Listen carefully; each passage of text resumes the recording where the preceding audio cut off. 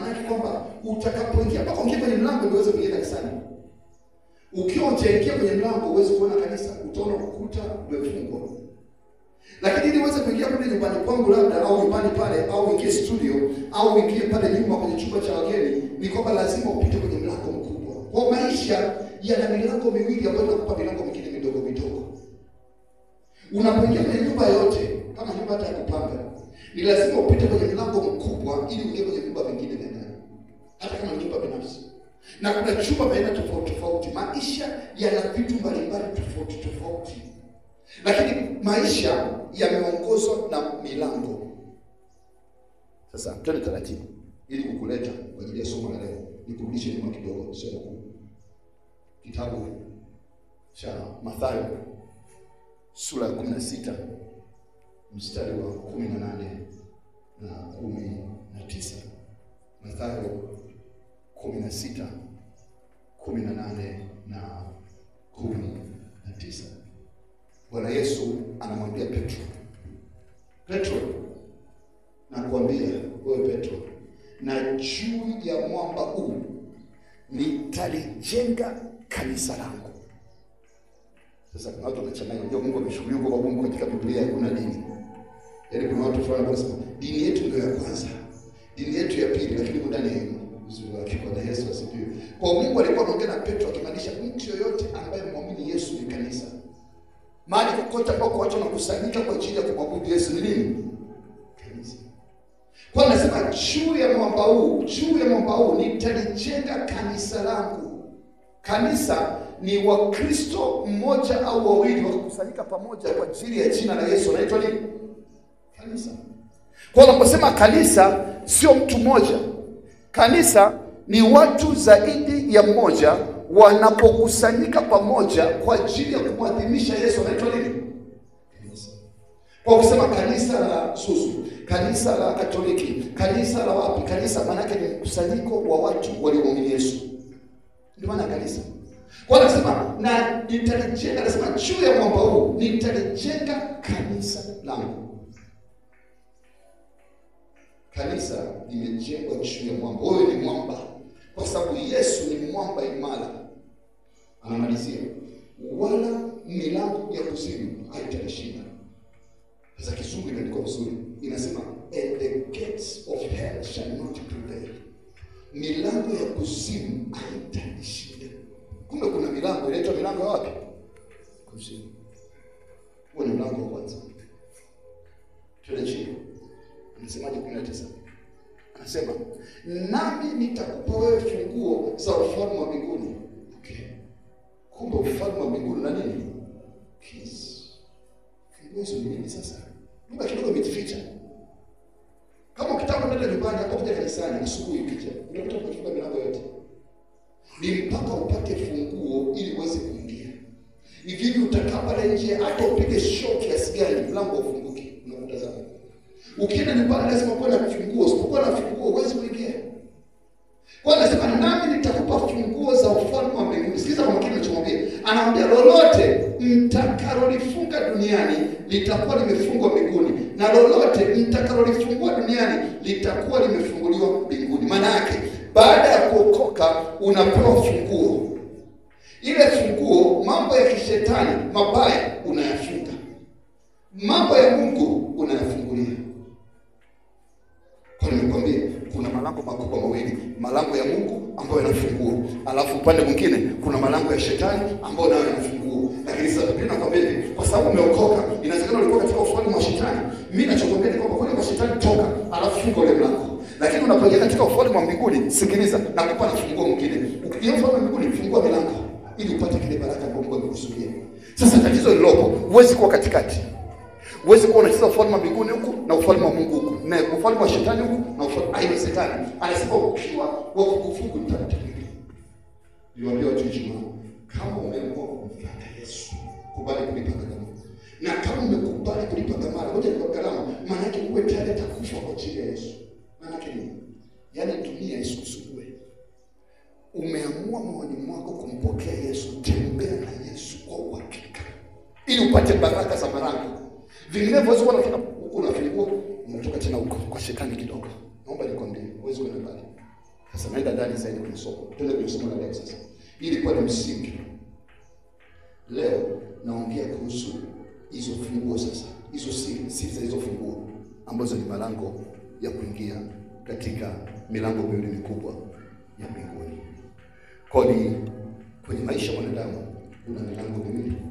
Mlango wa giza na mlango wa nuru. Bahati mbaya mlango wa nuru ni mwembamba, ingawa kule ndani kuna baraka nyingi.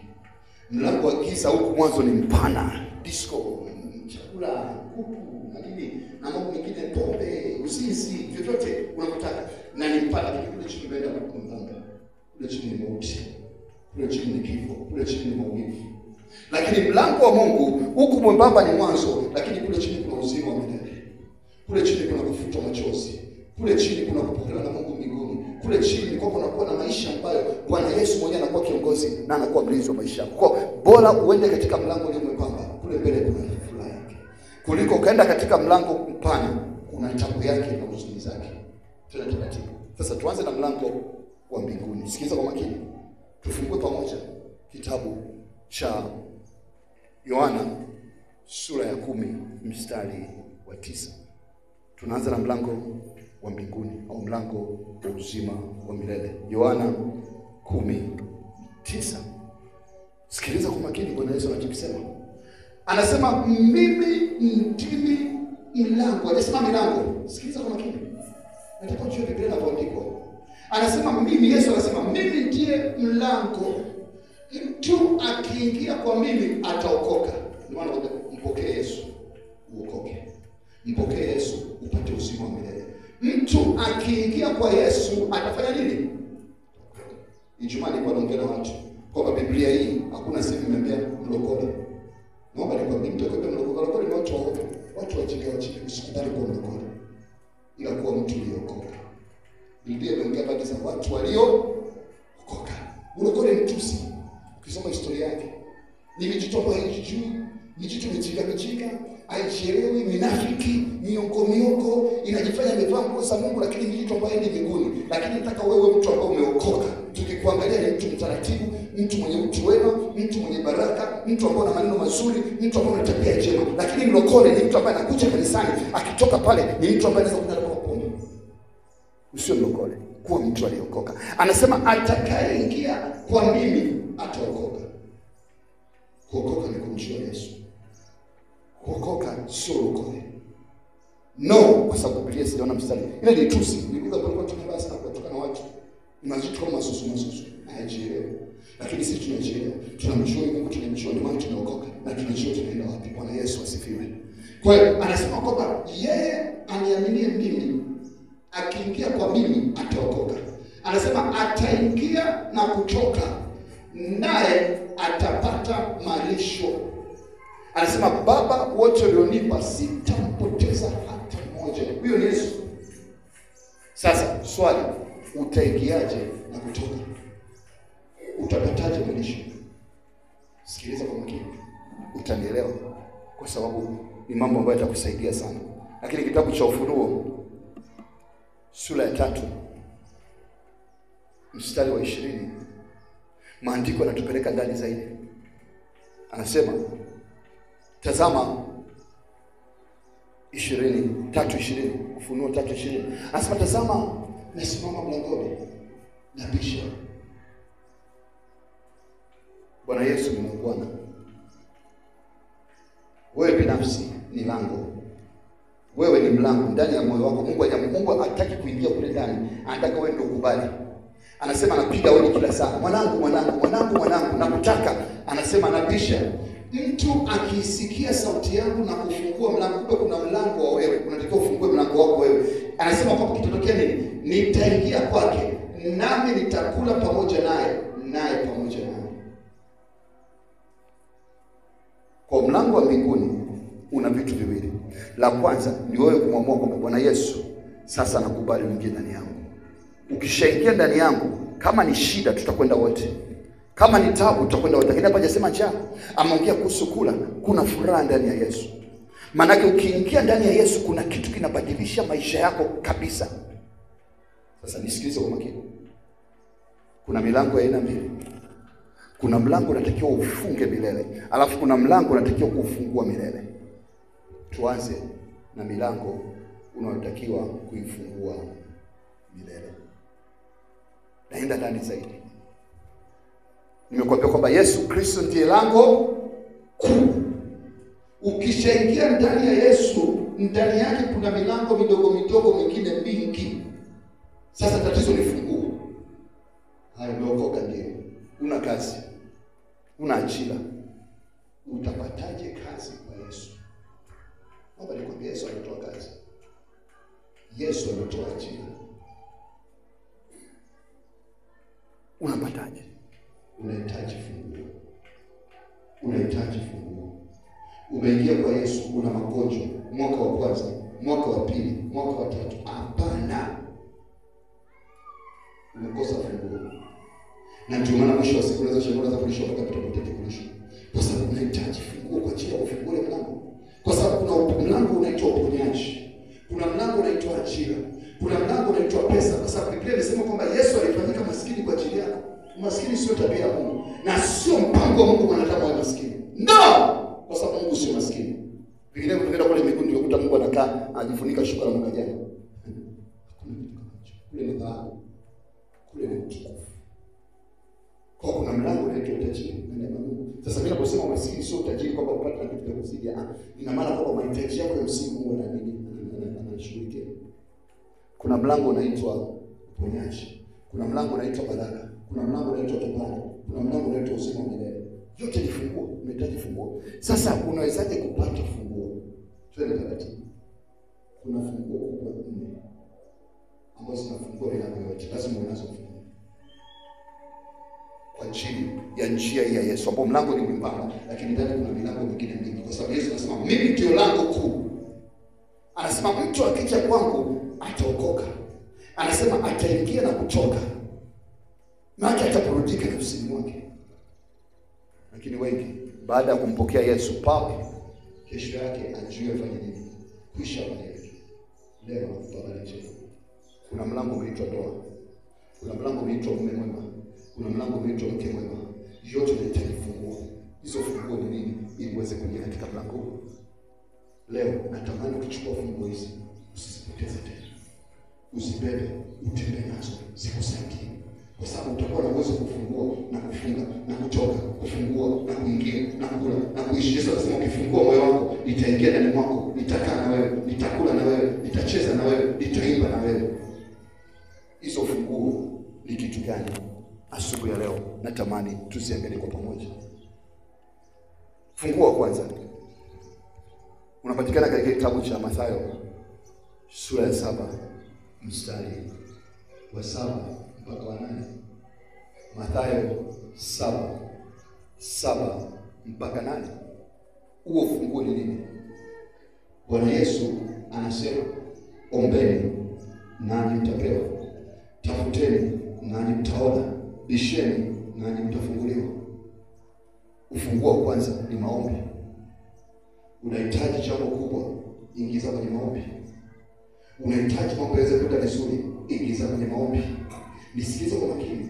Tatizo la maombi ni moja. Usiende kwa maombi kwa sababu I feel to pray. Najisikia kuomba. No. Ondoa kitu kinaitwa kujisikia. Ndio maana kuna mtu akiwa kama hakuna wimbo unaimba nyuma, hajaweka muziki nyuma, hawezi kupiga magoti ya maombi. Kwa sababu anaongozwa na feeling. Amua kulazimisha mambo mengine. Whether unataka utaki, amua kulazimisha mwili huu. Mwili usipokufa huwezi kufanya maombi. Kuna mambo unajisikia kabisa leo jioni, unazunguka tunatamani ukaomba. Unajua usao unatakiwa kuomba, unasikia msigo wa kuomba. Lakini unashangaa unazunguka, mara umekwenda huko, mara unachukua maji, mara unafanya nini, mara umekwenda. Naomba nikwambie bila kulazimisha huwezi kuomba. Kuna mambo yanahitaji kulazimisha. Kuna wakati nakuwa na usingizi, nakwambia tu mfano wangu. Nasema hapa kitandani sikusi. Naenda kuchukua mtu. Naweka chini ya kidaki ardhi kwa sababu nakuta kwa yangu inachoka pesa. Nachukua kiti, kisturi. Naweka pia mtu. Nimekaa pale. Nasema kama usingizi utakuja nikiamka naendelea kuomba. Bwana Yesu asifiwe. Kwa sababu usipolazimisha hakuna utakachokipata kwa Baba. Na nilikwambia wiki iliyopita kiwango cha chini cha kuomba ili uishi maisha mazuri ya Kristo. Na wala usifiche. Naomba nikwambie kuhubiri kitu ambacho sijakipitia. Nitakuwa naongea siasa. Na nisipokufundisha ambacho nakijua nitakuwa ni mwongo. Na tena nikufundishe kitu ambacho nimekitembea, nimemwona Mungu kwa ajili ya hicho. Mkristo ambaye hajafika kuomba kwa saa moja kwa siku hawezi kwenda kote. Mapambano yatakuwa mengi sana. Magonjwa hayatamwacha. Ni lazima ufike hatua ya kuweka ratiba katika maisha yako. Saa moja ya ufunguo. Huu ni ufunguo ambao utamwomba Mungu kwa maombi hasa ya kumwomba Mungu na kumlilia kwa saa moja na kuomba mambo yako yaweze kwenda. Ukitembea na tabia kama hiyo, naomba nikwambie ndani ya miezi mitatu mambo yako yanabadilika. Hakuna jambo litakaloshindikana kwa mtu ambaye ameamua kumwokoa mlango mkubwa kwanza, funguo kubwa kwanza kwa ajili ya malango katika njia ya uzima ni kwamba omba. Anasema ukiomba utapewa. Sikiliza kwa makini. Unapopewa Mungu anakuwa ameshatoa tayari mbinguni. Lakini anakuambia endelea. Inabidi ufanye nini? Ufanye nini? Utafute. Baba naomba ajira. Baba anasema Yesu nimekupa. Aishi hapo. Sio Mungu akisema haleluya Mungu amenipa, amenijibu. Anasema chukua hatua ya pili. Nenda katafute kazi. Baba nahitaji msaada kwa ajili ya kupata kitu cha kufanya katika maisha yangu. Nimechoka na maisha ya kuomba. Sitaki kuwa na shida kila siku. Anakuambia umemwomba. Mungu anakuambia Yesu anakuambia yes my daughter. Ndio mtoto wangu. Hatua ya pili Biblia inakwambia nenda. Rudi chini tafadhali. Sitaenda huko. Katafute. Na anasema tena mbele ikibidi bisha na mlango. Nenda kapeleke kwa watu wajini kaombe nafasi. Kaombe milango ya watu. Lakini ulishaomba. Lakini kuna vitu viwili vinafuata baada ya kuomba. Cha kwanza tafuta. Acha kwambia kwamba uanze kuomba tena. Nenda katafute. Nahitaji biashara. Unamwambia sawa pokea biashara. Nenda kafanya biashara. Na ukiona biashara na ngoma, nenda kagonge ili biashara ifanikiwe. Ni muhimu sana ukajua funguo ya maombi ambayo nimekwambia kiwango cha chini ni saa moja. Huko ndani kama tukiamua wote kwamba tunalazimisha maombi katika mwezi huu wa 12 angalau saa moja kwa siku. Naomba nikwambie utashangaa mambo yatakayotokea kwa maisha yako. Ukiamua kuacha maombi ya rasha ya mbio ambayo yana matokeo, ukaamua kweli kuingia ndani. Bwana Yesu mwenyewe pamoja na kwamba alikuwa Mungu alitufundisha tabia ya msingi. Kitabu cha Marko sura ya 1:35 nasema ulipokuwa mapema asubuhi alijitenga baada akaenda kuomba. Lakini kila mahali alipokuwa anaponya watu na kuhubiri injili njema, alikuwa akifika muda wa jioni anaingia porini tena kwenda kumwomba Mungu. Anaomba usiku karibu usiku wa manane. Anaondoka miujiza inaanza kutokea. Ukristo sio dini ya logic. Naomba nikwambie ukweli mbele za Mungu. Kama ningekuwa sina maisha ya maombi, kuna vitu nisingeviona kwenye mikono yangu.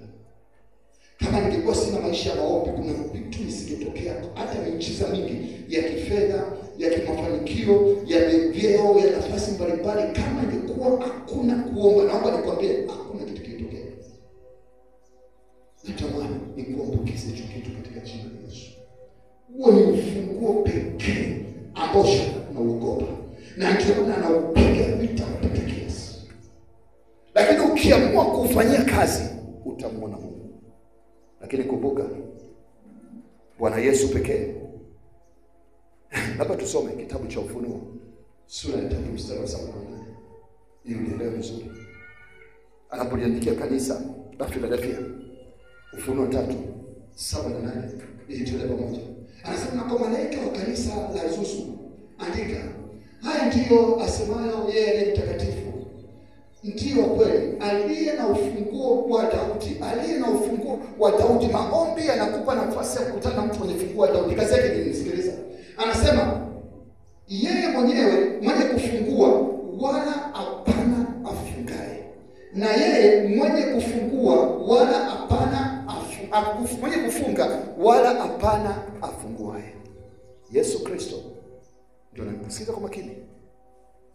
Ni mstari kwa uzoea mwingine. Yeremia 29:11 ninajua vizuri wote. Inasemaje? Ngapi unajua? Ngapi unajua Yeremia 29:11? Ngapi unajua? Yesu asifiwe. Mungu mstari usio katika maisha yako katika jina la Yesu. Ndio mstari mkuu katika Kristo wetu. Anasema ninajua mipango na ukoa sema. Ninajua mawazo nilionao kwa ajili yako. Ninajua nataka nifanye nini kwa ajili ya maisha yako na uhai wako wote. Ninajua. Mmoja Yeremia 29:11. Anasema ni mawazo mema, sio mabaya. Ni mawazo ya kukupa wewe matumaini siku zako za mwisho.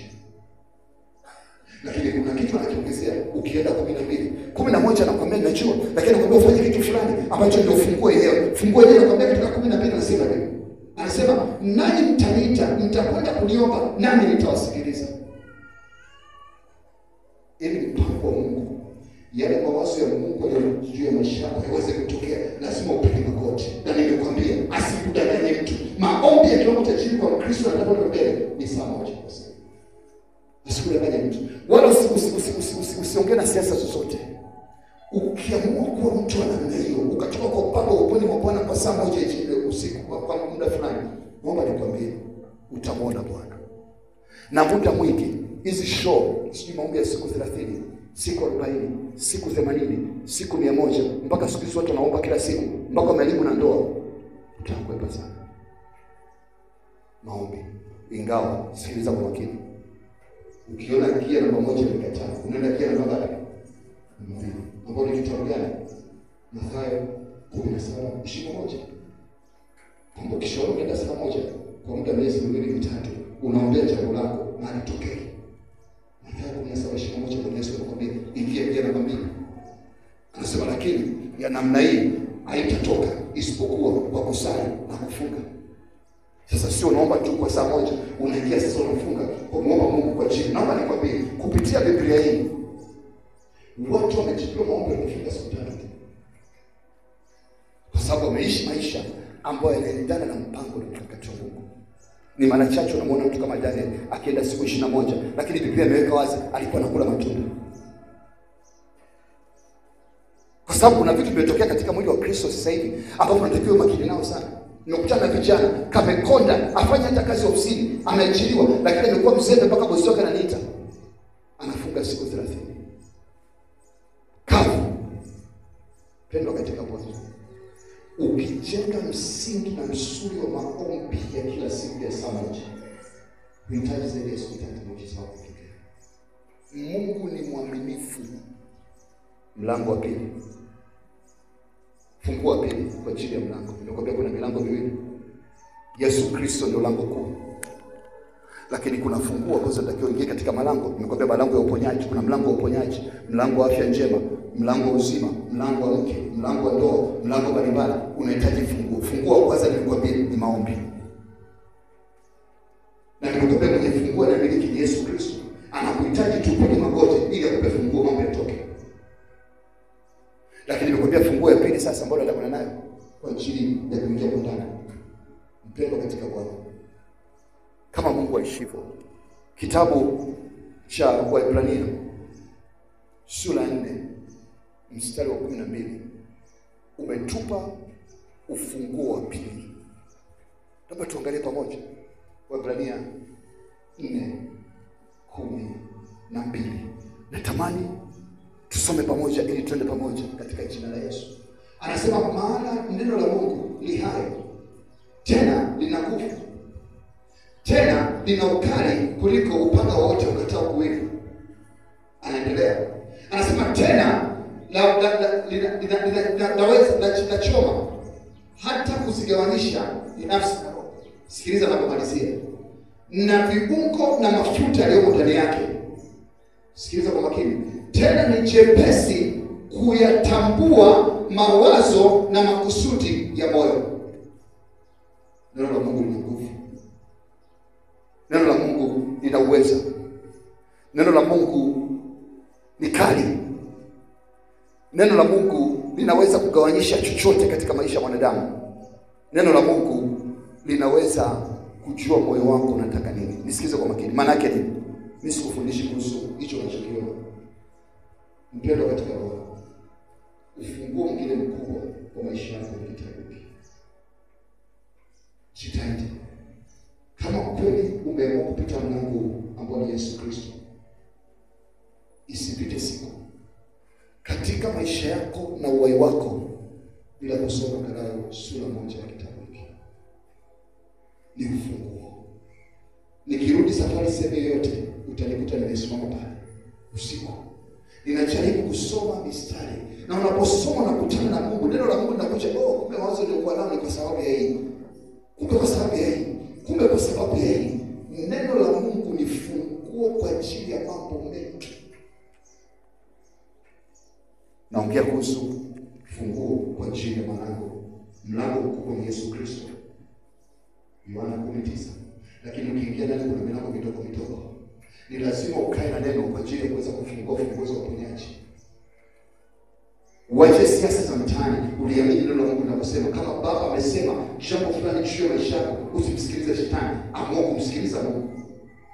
Sasa huwezi kulipata kwa kuja kanisani peke yake. Ni lazima, kwa maana kuna Mkristo ambaye hana Biblia anajisikia uchungu. Ndio maana nimekwambia kama una Biblia njoo tuongee, nikupe Biblia. Lakini nitakupa kazi ya kufanya. Sitoe Biblia. Nishatoa Biblia kule kwa mtu, alafu akaenda kutawazia chooni. Kwa sababu ina thamani kwake. Lakini ukitoa jasho kidogo, ukapewa Biblia, utakuwa na adabu nayo. Na utaisoma kwa sababu umeshaifanyia kazi. Kwa ni muhimu sana mtu ambaye umeokoka. Zamani sina tatizo na Biblia kwenye simu, wala useme wasiwasi. Kama unao kwenye simu, Mungu ni mwema. Fungua tu kitu kingine simu yako katika meza ya nyingine. Lakini naomba nikwambie ni muhimu sana ukawa na kitabu hiki. Kitakusaidia kama funguo. Kuna mambo mengi, ngoja nikwambie kitu, unajua nielewe. Unaweza kufika kwenye mlango wa masuala ya kuoa au kuolewa. Umetumia tu funguo ya maombi. Lakini funguo ya maombi sio peke yake inakusaidia kufungua mlango ule. Unaweza kufungua ya kwanza, lakini raundi ya pili inabidi ufungue makomeo. Makomeo huwezi kufungua labda ndio neno la Mungu. Kwa utakuwa umemaliza kwenye maombi, Baba nahitaji mke mwema, nahitaji mume mwema, nahitaji muujiza, nahitaji baraka kwa ajili ya hili. Ndio itakwenda. Lakini kuna milango inabidi ufungue tena chini na chini. Sasa funguo ya pili ambayo inabidi ufungue nao ni mfunguo unaitwa neno la Mungu. Utakutana na neno la Mungu. Neno la Mungu litakuonya. Neno la Mungu litakwambia kama ukiwa ni mtu ambaye huwezi kunyenyekea, bora usiolewe. Kama ni mwanaume ambaye huna upendo, unajipenda zaidi kuliko kumpenda mke wako, acha na ndoa, endelea na mambo ya wokovu. Lina nguvu kuweza kutenganisha mwili na akili. Neno la Mungu linakwambia una matatizo yako mengi. Unakutana na Yabesi. Kitabu cha Mambo ya Nyakati wa Pili. Sura kwanza, sura 4, mstari wa 9 na 10. Anakwambia Yabesi akaangalia familia yake, akaamua kumuomba Mungu, akamlingana Bwana Mungu wa Israeli. Hivi nikiangalia familia yangu, hii ngoma sitoki. Neno la Mungu linakupa funguo wa kuweza kutoka karibu. Jambo la tatu kwa ajili ya muda. Funguo tatu. Haitoshi peke yake. Funguo tatu ni mtakatifu. Mpendwa katika Bwana. Funguo tatu ni utakatifu. Kitabu cha Waebrania ile sura ya 12 mstari wa 14 inatusisitiza juu ya hilo. Kuna watu tunakutana nao ni waombaji wazuri. Kuna watu tunakutana nao wameshika neno la Mungu vizuri, lakini ndani yao hakuna chembe ya utakatifu. Wanaomba wanafunga mpaka siku 21. Wanaomba mpaka wanasoma neno la Mungu, wameshika Biblia mistari yote, lakini ndani yao tabia zao hakuna utu wema, hakuna fadhili, hakuna upole, hakuna unyenyekevu, hakuna kumwamini Mungu. Mpendwa katika Bwana, funguo hizi ninazokuambia ni 4 tu. Ukizishika kwa makini, una haja ya kupiga siasa yote nyingine. Yesu Kristo ataonekana kwenye maisha yako. Anasema, tafuteni kwa bidii kuwa na amani na watu wote, na huo utakatifu ambao pasipo huo hakuna mtu kati yetu ataona muujiza wa Mungu. Hakuna mtu atamuona Mungu bila kuwa na utakatifu. Kwa jitahidi pamoja na mambo ambayo unaenda nayo, neno la Mungu linaweza kubadilisha, lakini ni maamuzi binafsi kwa mimi nitatembea kama mtakatifu. Utakatifu ni tabia ambazo zinaonekana katika maisha yako. Kwa haitoshi tu neno, Nimekutana na watu wakipiga neno, anapiga Biblia kama ilivyo papo. Akienda kwenye kuomba utakimbia. Lakini ukikaa dakika 2 naye unagundua jamani shafu kuliko shida. Kabisa hivi. Utakwenda hatua fulani, utabaki. Na ndio maana kuna watu wanakosea, wanasema unajua utakuwa tajiri, nenda kafungue kanisa. Kafungue na wewe. Bwana Yesu asifiwe. Kuwa na kanisa utume ni gharama. Kuna aina fulani ya vitu lazima vingine ni mambo vikusaidia. Kimoja wapo ni utakatifu. Ili uweze kuona Mungu. Utaweza kuitia watu, unaweza kujaza watu, lakini kwa muda mfupi. Utaipa miaka 5. Maskando na matatizo yatakayotokea ni hayo. Lakini ukijenga misingi yako katika utakatifu, unajenga misingi. Utakatifu ni msingi wa imani yetu. Pasipo huo, moja, katika maisha haya hatutamwona Mungu, tutamwona shetani. La pili, ile mbingu tunaambiwa tutaisikia kwenye redio. Kwa nini nakuomba kama Mungu aishivyo? Kitabu cha Warumi sura ya 12 mstari wa 1, mtumishi wa Mungu Paulo anawasihi Warumi kwa maumivu makubwa. Sikiliza kwa makini. Kitabu cha Warumi 12 mstari ule wa 1, kwamba ndugu zangu wapendwa, utakatifu maana yake kuua mili yetu. Anasema basi ndugu zangu, anasema nawasihi kwa huruma zake Mungu, toeni miili yenu kuwa dhabihu iliyo hai, takatifu, ya kumpendeza Mungu, ndiyo ibada yenu yenye maana. Leo umekuja kanisani, umetoa mwili wako. Huo mwili ungeweza kupeleka kwenye baba, ungeweza kupeleka kwenye Yesu, ungeweza kupeleka kwenye mambo ya Mungu na kadhalika. Lakini umetoa sadaka. Kwa endelea hivyo. Utoe mwili wako kwa ajili ya maombi. Utoe mwili wako kwa ajili ya kusoma neno. Utoe mwili wako kwa ajili ya utakatifu. Na ndipo utakuwa umebeba funguo zote, master keys za Yesu Kristo. Na ndipo utamwona Mungu. Mwisho, funguo wa mwisho kwenye maisha ya Mkristo ni kitu nakiita Roho Mtakatifu. Mpendwa katika Bwana, nilifundisha somo la Roho Mtakatifu mwezi uliopita. Natamani kila mmoja wenu awe na neno kwa lugha. Naomba nikwambie, utasikia siasa za watu mbalimbali, lakini naomba muombe sana Mungu akupe neema ya kunena kwa lugha. Na uwezekano au uwepo halisi wa Roho Mtakatifu, kwa sababu ishara kubwa kulingana na Biblia hii ya kuweza kuonekana na nguvu za Roho Mtakatifu, ishara pekee kubwa ni kunena kwa lugha. Kuna wakati ninakwambia, siwezi kukuambia kitu ambacho mimi kinatokea kwangu. Kuna wakati huwezi kuomba. Kuna mazingira unaingia. Juzi nilikuwa na kesi na watu fulani, na ukienda watu hewani, nikaambiwa hapa stop. Nikaanza kunena kwa lugha. Haikupita dakika 10 hali ikabadilika. Kuna nguvu ya Roho Mtakatifu. Mtakatifu akijua kutumia lugha ambayo Mungu amempa. Kisoma kitabu cha Matendo ya Mitume 1:8, anasema mtapokea nguvu akisha kuachilia juu yenu Roho Mtakatifu. Unaweza kuniambia kama mchungaji, nimeambiwa kwa sura sema kunena kwa lugha, lakini naomba nikwambie, kama kuna mtaji mkubwa wa Mkristo kunena kwa lugha, ile nguvu, kwa maana ya kwamba unapokuwa unaweza kunena kwa lugha, kuna mambo huwezi kuomba, kwa maana Roho mwenyewe hutusaidia kuomba, kwa sababu hatujui kuomba kadri tupasavyo. Maana nitaisha, utapiga hata ukipiga magoti, ngoja nikwambie ukweli. Mungu umetangaza maneno yako. Saa moja ni mchezo. Bwana Yesu asifiwe. Unashaka napiga bila. Kwa sababu umepiga Yesu anasema usome hapa.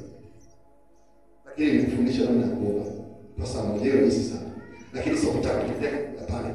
Ni pia kuna mambo makubwa yanatokea, mambo ya kifamilia, mambo ya kiafya, mambo mbalimbali, unahitaji kupata nguvu ya ziada ili Roho mwenyewe aweze kuomba ndani yako.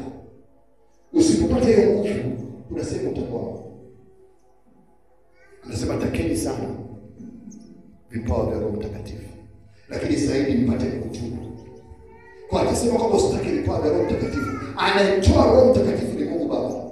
Kwa katika pointi zako za mambo mwambie Baba, nahitaji kunena kwa lugha. Na kama ulishanena kwa lugha mbele jeshe ile ulimi nataka kuongea tena. Sasa nisikize kwa makini. Hizo ni funguo kubwa 4 za imani yetu. Na nimezifundisha kwa sababu nilipata mafunuo Jumaa siku ya tumekwenda kwenye nilitokea Pinta Tanzania, matatizo ya usalama Tanzania. Nikawa katika ulimwengu wa roho. Roho Mtakatifu ananiambia elezea funguo hili. Elezea funguo hili. Si kwa nne tu, lakini basi simamisha kanisa kwa misingi. Ukiweza watu wako wakaweza kuchukua misingi, ndio utakuwa nimejenga kanisa kwa Tanzania Baba kuweza kulitumia vizuri. Kwa sijaongea kutoka kwamba nimetumia logic kuangalia niongee vitu gani, no, ni mafunuo. Ngoja la kwanza maombi. Huo ndio msingi wa funguo za kiroho. Na nimekwambia maombi sio maneno. Ndani ya siku masaa 24 chukua saa moja kwa ajili ya maombi. Nimekwambia la pili, ni lazima uwe na maamuzi ya kwamba nitasoma angalau sura moja ya kitabu cha Biblia kwa siku. Whether utaamua kusoma kuanzia mwanzo mpaka Ufunuo au utakuwa tu na kisia. Pia sio dhambi. Leo nenda hapo. No problem. Roho Mtakatifu atakutana nawe huko. Usijali kwamba lazima nianze Biblia. Kuna vingine vigumu. Lakini lazima ukapige Biblia kwa Mungu anakupa. Lakini unaposhika Biblia, Baba, nahitaji kushika msomo. Tumia Roho Mtakatifu pia. Mungu atakufungulia sehemu ya kusoma. Na utakapopata neno sura moja usiende mbali. Msitoke siku nzima. Biblia inataka kiasi. Kwa sababu moja kati ya mambo kwamba katika maisha yako kati mtu anaitwa mlokole. Mtu mlokole ni mtu ovyo sana. Ndio tunajaribu hata imani. Kwa sababu mlokole ataenda kusoma Biblia siku nzima ataacha ya kazi. Ajielewe.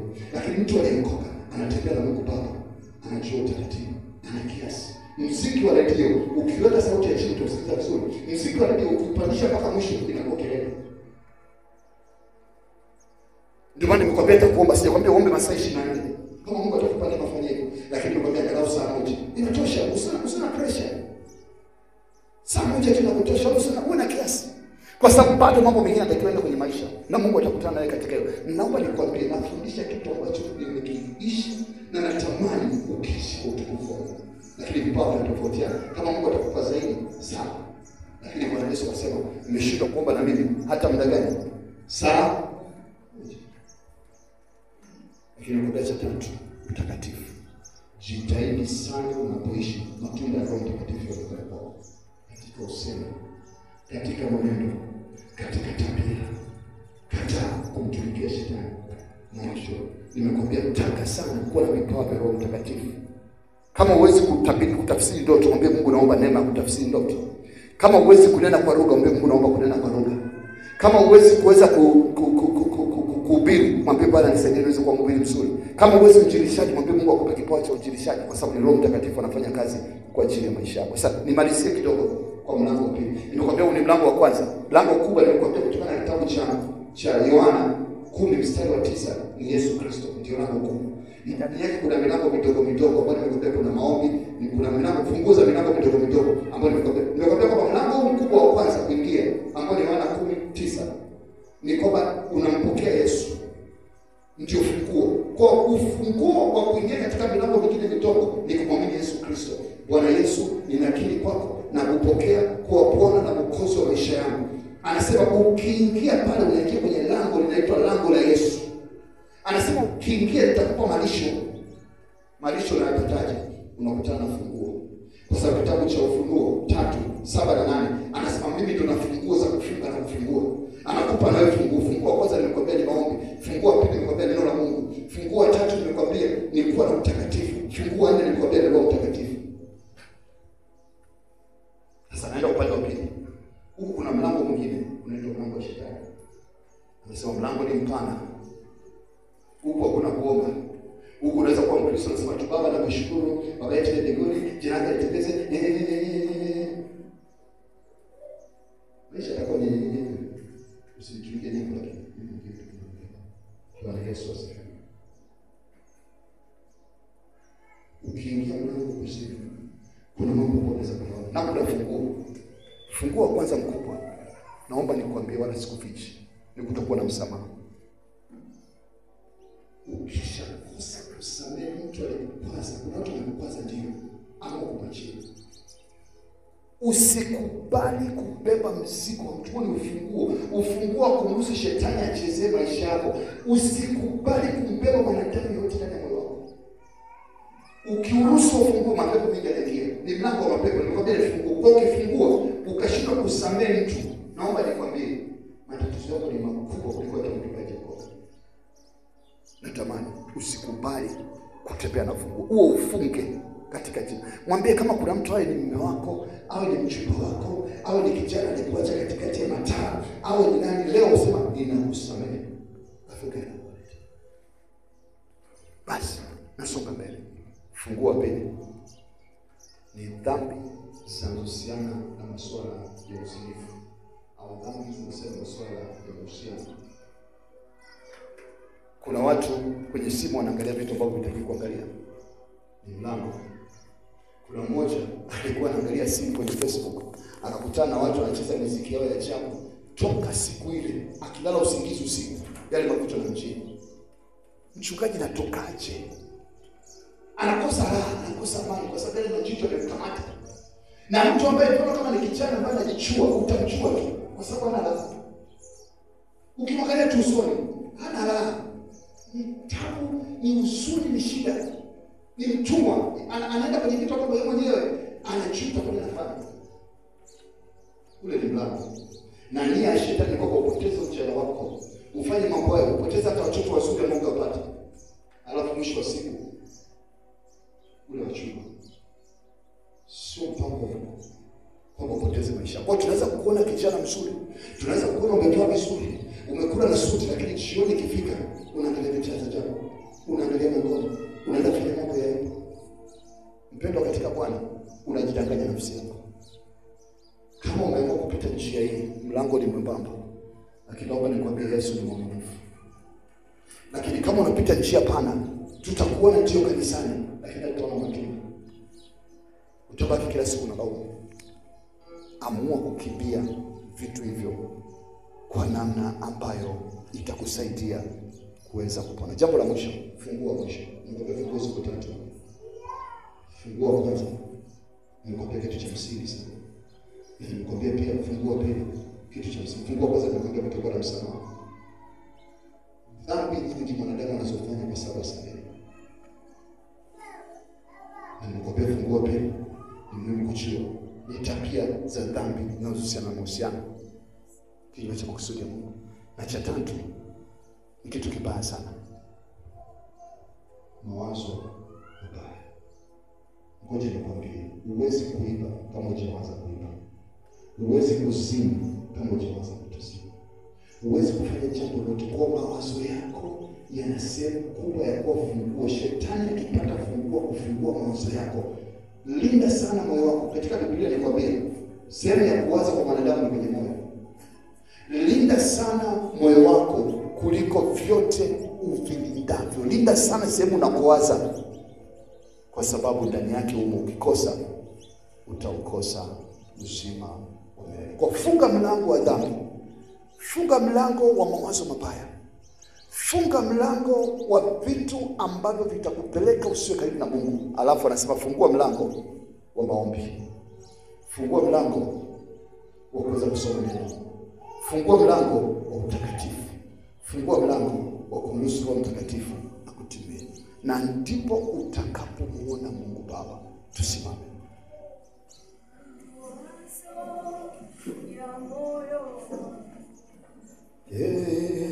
Maneno ya Roho chako yapate kibali mbele zako, Bwana na Mwokozi wangu.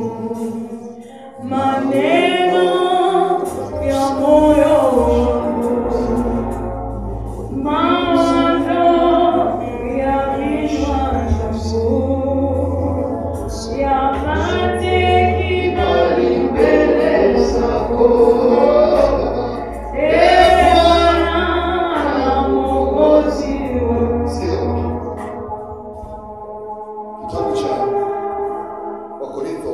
2 sura ya 10 mstari wa 3 anasema, japokuwa tunaenda kwa mwili lakini hatupigani vita vyetu kwa mwili.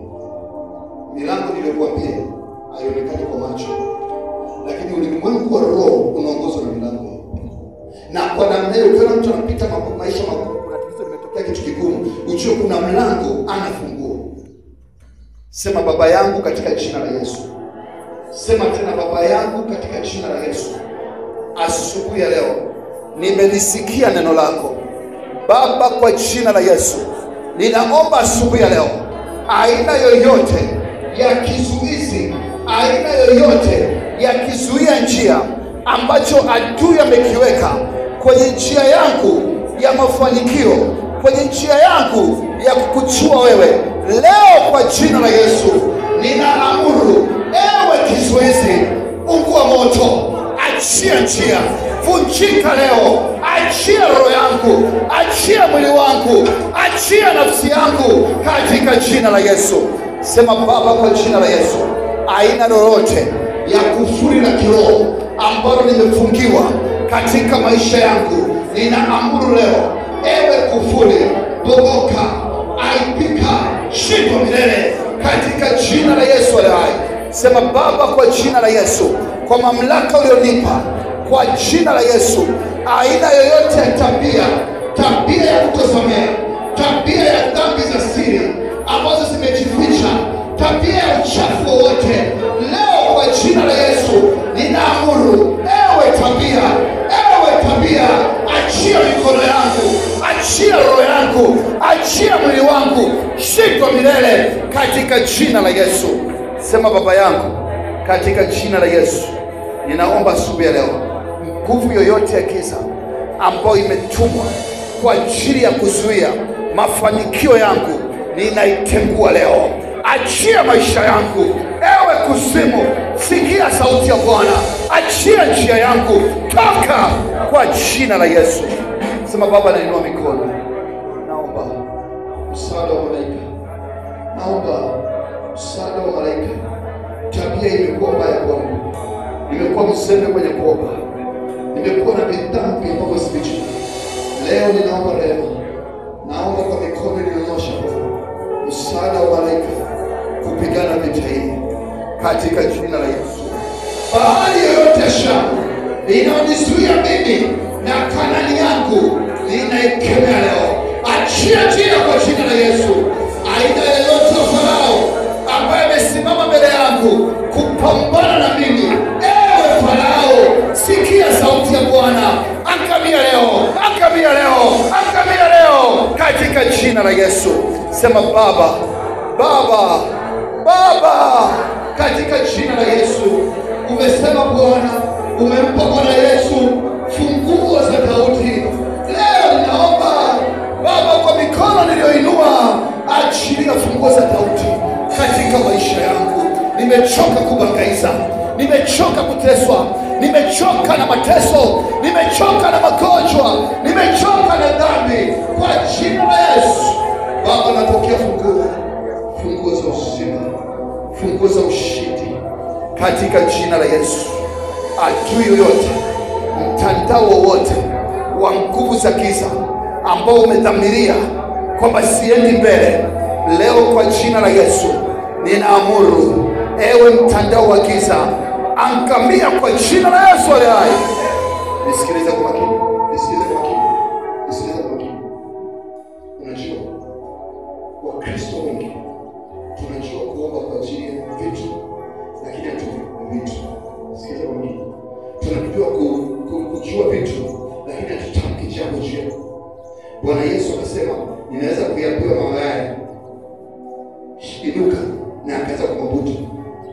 Bwana Yesu alipoenda kaburini kwa Lazaro, akamwambia, Baba, ninaomba Lazaro aweze kufufuka. Yesu akasema, Lazaro, njoo kwa jina la Yesu. Yawezekana kuna kitu kinakusumbua, kuna tabia ambayo anasema wewe tabia. Usianze kusema, oh Mungu naomba tabia hii, acha hiyo. Umepewa mamlaka. Sema, wewe jambo unanisumbua, ninakuamuru kwa jina la Yesu, toka, achia maisha yangu. Unatakiwa uweze kukitoka kile kitu na kukipiga katika jina la Yesu, ndio upe kiroho. Kwa tunapoenda kwa sasa. Nitaomba maombi moja kwa moja, alafu tutakwenda kuingia kila mtu katika maombi yake. Ninaomba ukitaje kile kitu usikiogope, kitamke, kiambie maisha yako na Mungu atafanya. Sema: Baba, kwa jina la Yesu, asubuhi ya leo ninaomba kwa imani, Bwana, mimi sitakotaja jina lako, uniweke mahali ambapo utukufu wako utadhihirika katika jina la Yesu. Baba, kwa jina la Yesu ninaamuru tabia ya uovu, tabia ya dhambi, tabia ya kurudi nyuma, tabia ya uzinifu, tabia ya kufanya mambo yasiyo sahihi, kuanzia leo, ewe tabia, sikia sauti ya Bwana, achia maisha yangu kwa jina la Yesu. Endelea kuomba mbele kwa jina. Kelele tabia. Rapo sekoria na rapo shekoria na rapo. Reba siru robo shekoria na rabase. Rekaba karia na rapo sekoria na rapo sha. Rema siru robo shekoria na rapo. Rekaba karia na rapo. Baba, sababisha kanisa liweze kupona. Baba, uliongea nami kuhusu nguzo nne, uliongea nami kuhusu funguo nne. Ninaomba kupitia ibada hii, watu wako wanapoomba, malaika wa Bwana kata hivyo vitu, haribu hizo kazi za adui, ili wakitoka hapo watoto wako Bwana wakainuka kama kanisa lenye nguvu, kanisa lenye ujasiri, kanisa la kuangusha kazi za kuzimu, kanisa la kuharibu mapando ya adui, katika jina la Yesu. Rikabaka de rebo sakoria da raba, rebazion robo shakoria da rabo, kerabo sakoria da rabosha, rekabaka da rabo seko, rabo sakoria da rabosha, katika jina la Yesu, katika jina la Yesu. Sema: Baba yangu, katika jina la Yesu, asubuhi ya leo naomba funguo. Neno lako linasema kwamba mimi si wa laana, mimi ni wa baraka. Na Baba, umesema kwamba mimi ni mrithi wa baraka za Ibrahimu. Lakini nikiangalia maisha yangu, simuoni Ibrahimu, ninamuona mateso, ninamuona maumivu, ninamuona umaskini. Leo kwa jina la Yesu, Baba, kwa funguo nazokuomba, fungua maisha yangu, nipe kiwango kingine katika jina la Yesu, katika jina la Yesu, katika jina la Yesu. Sema: Baba, kwa jina la Yesu, asubuhi ya leo naomba kasi ya kuweza kwenda mbele na kuteka chochote kilichoibiwa na adui katika jina la Yesu. Mwombe Mungu kwa ajili ya kasi ya kwenda mbele. Mwombe Mungu kwa ajili ya kasi kwenye maisha yako. Mwombe Mungu kwa ajili ya kasi ya kupata mume au mke. Mwombe Mungu kwa ajili ya kasi kupata ajira. Mwombe Mungu kwa ajili ya kasi kupata muujiza wako. Rikabazenu robo shakoria na raba, rebezanda rabo shia karabo yase, katika jina la Yesu, katika jina la Yesu, katika jina la Yesu. Ribasende rebashionu robo, rekamaria na rabo sakoria na raba, rekabakaria na rebashionu